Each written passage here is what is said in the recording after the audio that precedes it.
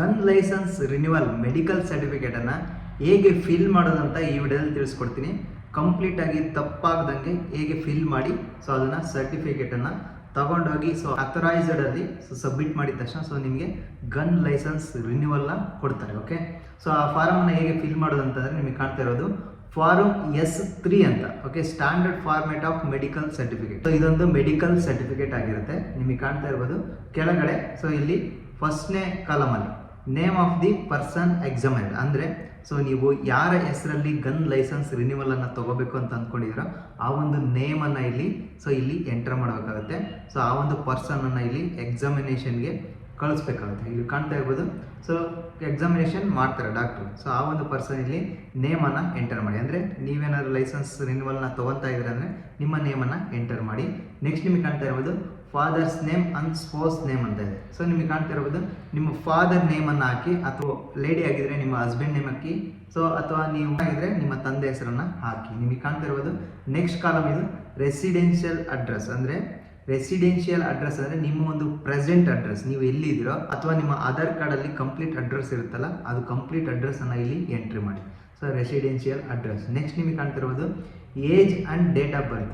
ನಿಮ್ಮ ಒಂದು ಏಜನ್ನು ಇಲ್ಲಿ ಎಂಟರ್ ಮಾಡಿ. ನಿಮಗೆ ಕಾಣ್ತಾ ಇರ್ಬೋದು ಉದಾಹರಣೆಗೆ ನಿಮಗೆ 50 ವರ್ಷ ಆಗಿದರೆ ಜಸ್ಟ್ 50 ವರ್ಷ ಅಥವಾ 52 ವರ್ಷ ಅಂತ ಹಾಕ್ಬಿಟ್ಟು ಬಾರ್ ಹಾಕಿ ಜೆಂಡರನ್ನು ಬರೀರಿ. ಮೇಲ್ ಆಗಿದ್ರೆ ಮೇಲ್, ಫೀಮೇಲ್ ಆಗಿದ್ರೆ female. Next date of birth.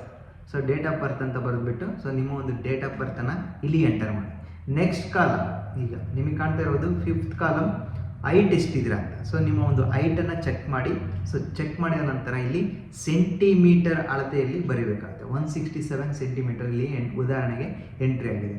Next column 6th weight. Weight ಎಷ್ಟು ಕೆ ಜಿ ಇದ್ದೀರಾ, ಎಷ್ಟು ಕೆ ಜಿ ಇದ್ದೀರಾ ಅದನ್ನು ನೀವು ವೆಯ್ಟ್ ತೂಕ ಮಾಡಿಬಿಟ್ಟು ಆ ಒಂದು ರೀಡಿಂಗನ್ನು ಇಲ್ಲಿ ಎಂಟರ್ ಮಾಡಿ. ನೆಕ್ಸ್ಟ್ ನಿಮಗೆ ಕಾಣ್ತಾ ಇರ್ಬೋದು 7 ಬ್ಲಡ್ ಪ್ರೆಷರ್. ಅಂದರೆ ಬಿ ಪಿ ಶುಗರ್ ಇದನ್ನು ಕೇಳಿರ್ತೀರ. ಅದೇ ರೀತಿಯಾಗಿ ಬಿ ಪಿನ ಚೆಕ್ ಮಾಡ್ಕೋಬೇಕು. ಬಿ ಪಿನ ಇವಾಗ ಹಾಸ್ಪಿಟ್ಲಲ್ಲಿ ನೀವು ಡಾಕ್ಟ್ರ್ ಹತ್ರ ಹೋಗಿರ್ತೀರಲ್ಲ, ಅವರು ಚೆಕ್ ಮಾಡಿ ಇಲ್ಲಿ ರೀಡಿಂಗನ್ನು ಅವ್ರು ಬರೀತಾರೆ 146/90. ನೀವು ಎಂಟರ್ ಮಾಡುವ ಅವಶ್ಯಕತೆ ಇಲ್ಲ. ನೆಕ್ಸ್ಟ್ ನಿಮಗೆ ಕಾಣ್ತಾ ಇರ್ಬೋದು deformity. If any particularly in upper limbs ಅಂತ. ಏನಾದರೂ ಡಿಫಾರ್ಮಿಟಿ ಇದೆ ಅಂದರೆ ಕಾಲು ಕೈಯೋ ಅಥವಾ ಏನಾದರೂ ಲ್ಯಾಪ್ಸ್ ಇದೆಯಾ ಅಥವಾ ಏನಾದರೂ ಕಟ್ಟಾಗಿದೆಯಾ, ಬೆಳ್ಳೆ ಏನಾದ್ರು ಕಟ್ಟಾಗಿದೆಯಾ, ಆ ಥರ ಏನು ಕಟ್ಟಾಗಿಲ್ಲ, ನಾರ್ಮಲಾಗಿ ಎಲ್ಲ ಇದೆ ಅಂತಂದರೆ ನೋ ಡಿಫಾರ್ಮಿಟಿ ಅಂತ ಡಾಕ್ಟರ್ ಬರೀತಾರೆ.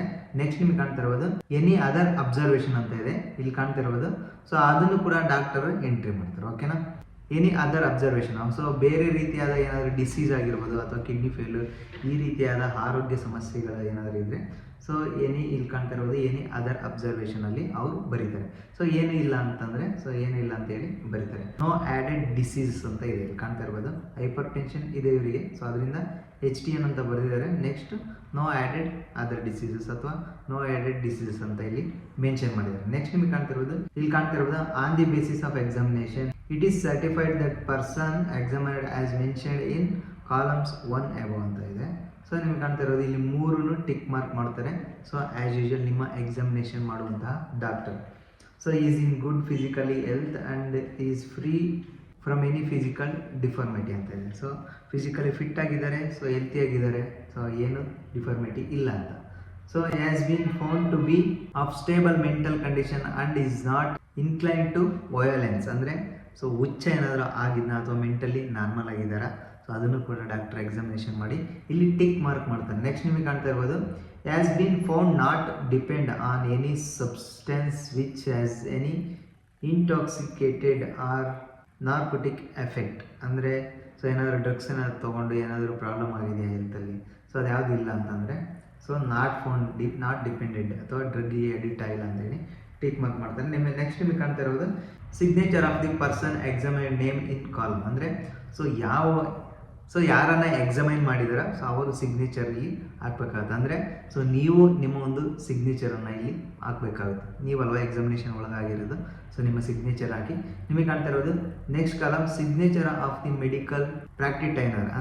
ಅಂದರೆ ನಿಮ್ಮನ್ನು ಎಕ್ಸಾಮಿನೇಷನ್ ಮಾಡಿರ್ತಾರಲ್ಲ ಆ ಒಂದು ಡಾಕ್ಟರ್ ಇಲ್ಲಿ ಸಿಗ್ನೇಚರನ್ನು ಮಾಡ್ತಾರೆ. ಕೆಳಗಡೆ ಅವರ ಲೈಸೆನ್ಸ್ ನಂಬರನ್ನು ಕೂಡ ಬರೀತಾರೆ, ರಿಜಿಸ್ಟ್ರೇಷನ್ ನಂಬರ್. ನೆಕ್ಸ್ಟ್ ನಿಮಗೆ ಕಾಣ್ತಾ ಇರೋದು ಸೀಲ್ ಅಂತ ಇದೆ. ನೀವು ಎಲ್ಲಿ ಎಕ್ಸಾಮಿನೇಷನ್ಗೆ ಒಳಗಾಗಿರ್ತೀರ ಅಥರೈಸ್ಡ್ ಸೀಲನ್ನು ಇಲ್ಲಿ ಹಾಕ್ತಾರೆ. ಸೊ ಈಗ ಕಂಪ್ಲೀಟಾಗಿ ಸೊ ನಿಮ್ಮ ಒಂದು gun licence renewal certificate ready ಆಯಿತು. ಈ ಒಂದು ಸರ್ಟಿಫಿಕೇಟ್ನ ತಗೊಂಡೋಗಿ ಸೊ ಇದ್ರ ಜೊತೆಗೆ ಬೇಕಾಗಿರುವಂಥ ಕೆಲವೊಂದು ಡಾಕ್ಯುಮೆಂಟನ್ನು ತಗೊಂಡೋಗಿ ನೀವು ಸಬ್ಮಿಟ್ ಮಾಡಿ. ಸೊ ನಿಮ್ಮೊಂದು ಅಥರೈಸ್ಡ್ ಆಫೀಸ್ಗೆ ಸೊ ನಿಮ್ಮೊಂದು ಸೊ ಗನ್ ರಿನ್ಯೂವಲ್ ಅಥರೈಸ್ಡ್ ಆಫೀಸ್ಗೆ ಸಬ್ಮಿಟ್ ಮಾಡಿ. ಸೊ ಖಂಡಿತ ರಿನ್ಯೂವಲ್ ಮಾಡಿಕೊಡ್ತಾರೆ. ಸೊ ಈ ಒಂದು ವಿಡಿಯೋ ನಿಮಗೆ ಹೆಲ್ಪ್ಫುಲ್ ಆಗಿದೆ ಅಂತ ಅಂದ್ಕೊತೀನಿ. ಹೆಲ್ಪ್ಫುಲ್ ಆಗಿರೋ ಒಂದು ಲೈಕ್ ಮಾಡಿ. ಯಾರಾದರೂ ಹೊಸ್ತು ನೋಡ್ತಾ ಇದ್ದರೆ ಸಬ್ಸ್ಕ್ರೈಬ್ ಮಾಡೋದನ್ನು ಮರಿಬೇಡಿ.